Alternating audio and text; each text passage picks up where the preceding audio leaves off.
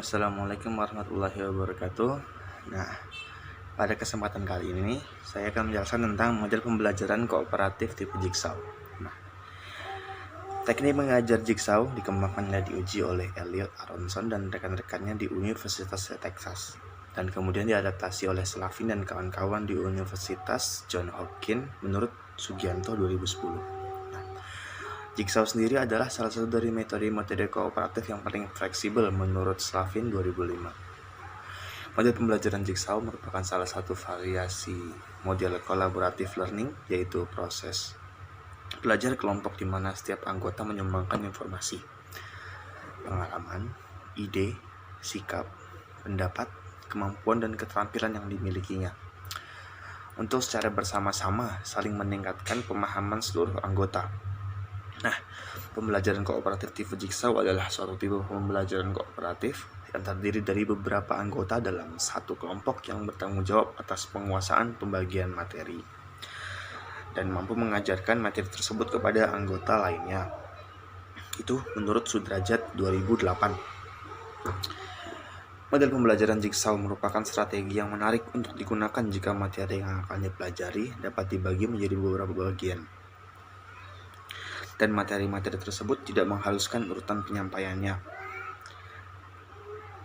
Kelebihan strategi ini adalah dapat melibatkan seluruh peserta didik dalam belajar, sekaligus mengajarkan kepada orang lain, menurut Zaini 2008. Tahapan-tahapan penerapan pembelajaran model Jigsaw adalah sebagai berikut. Yang pertama, pilihlah materi yang dapat dipisah menjadi bagian-bagian. Sebuah bagian dapat disingkat seperti sebuah kalimat atau beberapa halaman. Tahap yang kedua nih, ada hitung jumlah bagian belajar dan jumlah peserta didik. Dengan satu cara yang pantas, bagikan tugas yang berbeda pada kelompok peserta yang berbeda.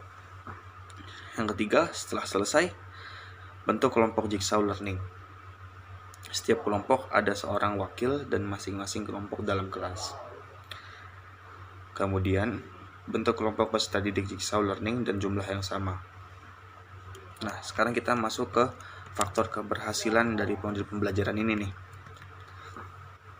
Faktor keberhasilannya yang pertama nih, ada positive independence, yaitu setiap anggota harus memiliki ketergantungan satu sama lain yang dapat menguntungkan dan merugikan anggota kelompok lainnya. Jadi yang pertama ada positive independence. Yang kedua ada individual accountability. Setiap anggota kelompok harus memiliki rasa tanggung jawab atas kemajuan proses belajar seluruh anggota, termasuk dirinya sendiri. Yang ketiga ada face-to-face promotive interaction, yaitu anggota kelompok melakukan interaksi tatap muka yang mencakupi diskusi dan elaborasi dari materi pembahasan. Yang keempat ada social skills. Setiap anggota kelompok harus memiliki kemampuan bersosialisasi dengan anggota lainnya sehingga pemahaman materi dapat diperoleh secara kolektif. Nah, kita masuk yang terakhir, ada group processing and reflection. Kelompok harus melakukan evaluasi terhadap proses belajar untuk meningkatkan kinerja kelompok. Nah, tadi kita sudah masuk ke kelebihan dari model pembelajaran Jigsaw. Sekarang ada juga nih, kita masuk ke hambatan model pembelajaran Jigsaw.